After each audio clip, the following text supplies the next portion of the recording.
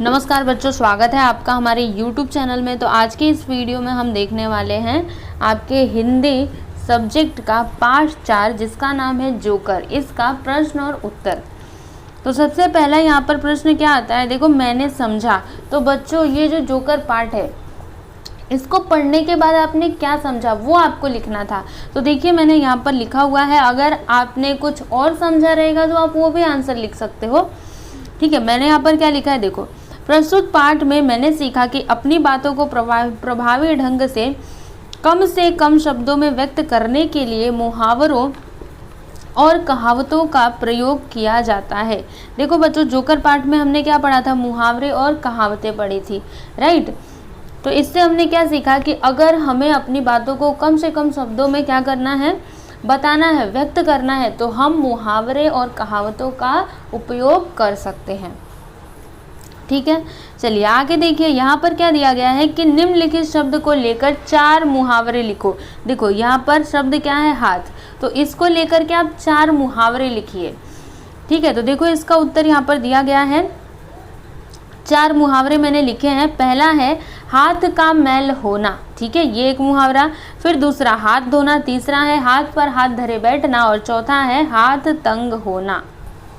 ठीक है, फिर अगला देखो स्वयं अध्ययन। इसमें क्या दिया गया है कि अब पछताए होत क्या जब चिड़िया चुग गई खेत, पर आधारित कोई कहानी सुनाओ। देखो बच्चों, आपको कोई कहानी बतानी है। ये जो कहावत है ना, अब पछताए होत क्या जब चिड़िया चुग गई खेत, इसका मतलब क्या होता है कि जैसे हम अनजाने में आकर के कोई काम कर देते, ठीक है, हमें उस टाइम पे तो पता नहीं चलता, लेकिन बाद में खूब पछताते, लेकिन अब पछताने का क्या फ़ायदा, अब तो तुमने वो काम कर दिया है ना।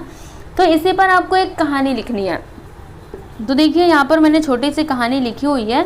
अगर आपको और कोई कहानी आती है तो आप उसको भी लिख सकते हैं, कोई प्रॉब्लम नहीं है। चलो मैं आपको कहानी पढ़ करके सुनाती हूँ। क्या दिया गया इसमें कि चींटी और टिड्डा दोनों पड़ोसी थे। देखो एक चींटी थी और एक टिड्डा था, दोनों क्या थे, पड़ोसी थे। चींटी बहुत मेहनती थी, वह दिन भर मेहनत करती थी, वह अपने भविष्य के लिए भी अनाज इकट्ठा करती रहती थी। वहीं टिड्डा सिर्फ पेट भरने तक का भोजन जुटा कर दिन भर खेलता कूदता नाचता गाता था।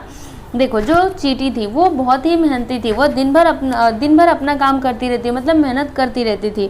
वह अपने भविष्य के लिए क्या करती थी, अनाज इकट्ठा करती थी। लेकिन जो टिड्डा था उसको बस खाने भर का मिल गया, मतलब पेट भरने तक का अब जब उसको मिल जाता था तो बस वो उतना ही रहने देता था, वो ज़्यादा मेहनत नहीं करता था। फिर बाद में वो क्या करता था, ऐसे खेलता था, घूमता था, नाचता था, गाता था। ठीक है, वो प्रेजेंट की बात सोचता था, लेकिन जो चींटी थी वो भविष्य की बात सोचती थी, फ्यूचर की बात सोचती थी।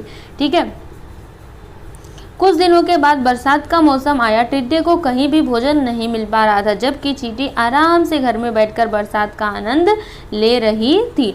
देखो कुछ समय के बाद क्या हुआ, बरसात का मौसम आया और आप सभी को पता है कि बरसात के मौसम में क्या होता है, पूरा पानी पानी हो जाता है। अब चींटी और टिड्डे को खाना मिलेगा कहाँ से, तो जो चींटी थी उसने तो भविष्य के लिए जुटाकर अनाज रख लिया था, तो वो आराम से बारिश का आनंद ले रही थी। लेकिन जो टिड्डा था, टिड्डे का क्या हाल था, देखो यहाँ पर चींटी को देखकर टिड्डे को यह भी समझ में आ गया कि उसने पूरे साल आराम करके गलती की, लेकिन अब पछताए होत क्या जब चिड़िया चुग गई खेत। देखो ये जो टिड्डा था, टिड्डा जब वो चींटी को देख रहा था कि चींटी तो आराम से बैठ करके बारिश का आनंद ले रही है, तो ये जो टिड्डा था अब इसको एक बात समझ में आ गई कि अब पछताने का कोई लाभ नहीं, क्योंकि उसने तो पहले मेहनत किया नहीं। अगर उसने पहले से अनाज जुटाया रहता तो आज उसके काम आता। तो यहाँ पर ये कहावत एकदम सटीक बैठती है कि अब पछताए होत क्या जब चिड़िया चुग गई खेत।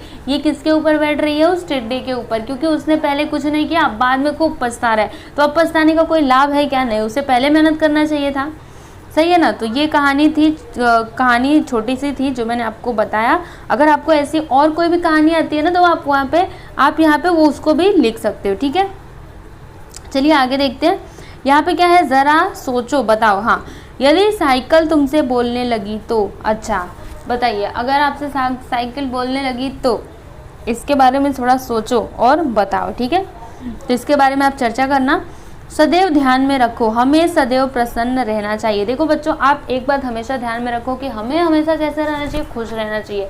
ठीक है, कभी भी हमें दुखी नहीं होना चाहिए। हाँ, कभी कभी सिचुएशन ऐसी आ जाती है कि हमें दुखी होना पड़ता है, लेकिन हमें ऐसा प्रयास करना चाहिए कि हम कभी भी दुखी ना हो, क्योंकि दुख के बाद सुख तो आता है ना, इसलिए आपको कभी भी मतलब दुखी नहीं होना चाहिए। चलो मैं आपको यहाँ पे थोड़ा सा इसका आंसर भी बता देती हूँ।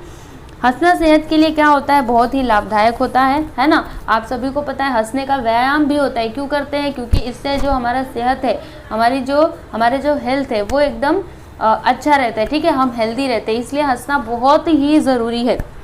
हंसने से क्या होता है, रक्त संचार बढ़ता है, जो ब्लड सर्कुलेशन है ना वो हंसने से क्या होता है, बढ़ता है। इससे दिमाग भी क्या रहता है, स्वस्थ रहता है। इसलिए हमें हमेशा क्या करना चाहिए, हंसते रहना चाहिए। समझ में आया बच्चों? तो आप हमेशा हंसते रहिए, पढ़ते रहिए। ओके, चलो आगे देखो। विचार मंथन, थोड़ा विचार करना। गागर में सागर भरना। अच्छा, गागर में सागर भरना ये क्या है, एक मुहावरा है। ठीक है, अभी इसका मतलब क्या होता है वो भी, अच्छा मैं आपको ऐसे ही, अभी आप सोचो कि इसका मतलब हो क्या सकता है। मैंने आगे वैसे आंसर लिखा हुआ है, लेकिन आप सोचो गागर में सागर भरना। सोचो गागर मतलब क्या होता है, ऐसे मटकी होती है ना गागर। अभी गागर में सागर भरना, गागर में सागर कैसे भरेगा, ये एक मुहावरा है, इसका मतलब ज़रा सोचिए। चलो मैं आपको बता देती हूँ इसका उत्तर क्या होगा। देखो, गागर में सागर भरना यह क्या है, एक मुहावरा है।